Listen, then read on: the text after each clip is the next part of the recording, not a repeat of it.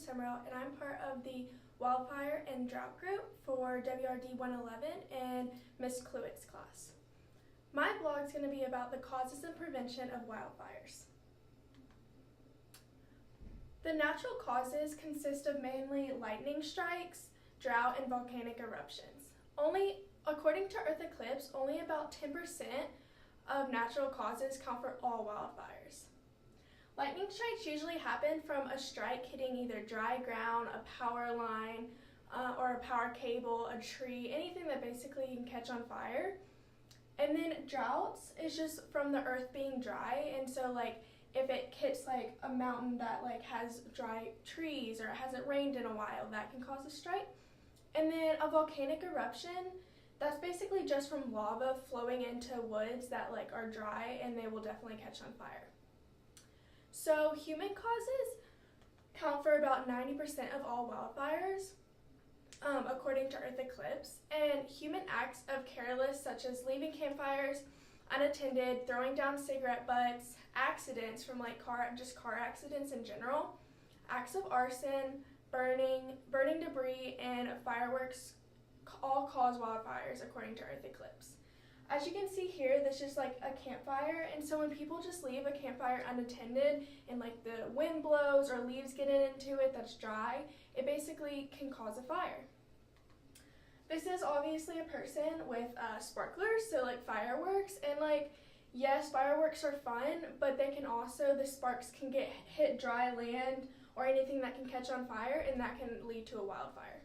As you can see here, this is just a cigarette that someone threw on the ground and it wasn't completely out, and this can obviously cause a fire just because they didn't simply put out the cigarette. Another thing is arson. So 30% of fires are caused by arson according to Eclipse, and if you want to learn more about arson, I would look at Dalton's blog, which will be down below. So since we just talked about human causes and nature causes, I want to talk about the effects on both humans and nature. Most of the effects include loss of ecosystem and biodiversity, forest and soil degradation, air pollution, and impacts to human well-being and health. Although most people think that the effects only involve nature, it also involves us, which is really why we need to help stop these wildfires.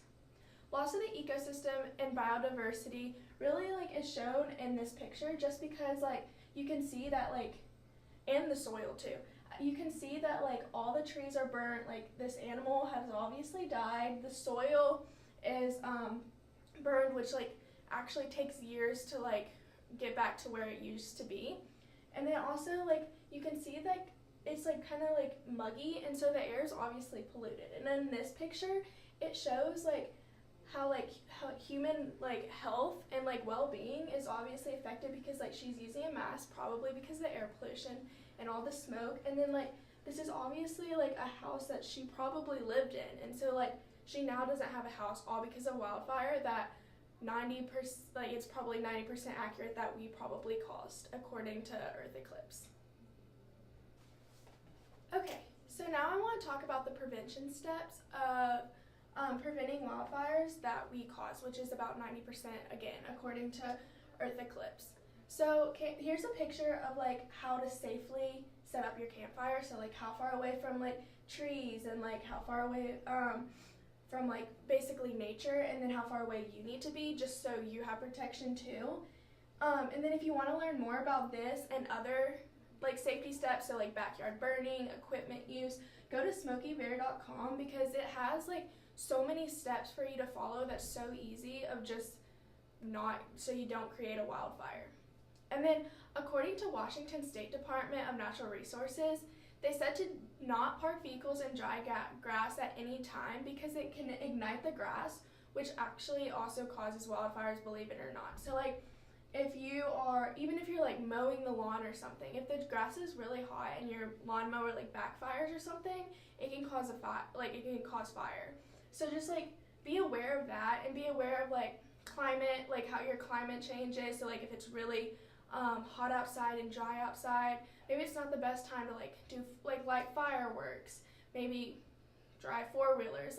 All those things are really fun, and trust me, I get it. I love those things too, and I'm not trying to get get you to stop doing those things. Like, all those are great, but I just want everyone to get from this video to be aware of where you live, of like what you need to do in order to be safe about it, and that way we can help stop wildfires and do the things we love at the end. So thanks for watching, and make sure you watch my group's videos below because they're all really great, and see you later.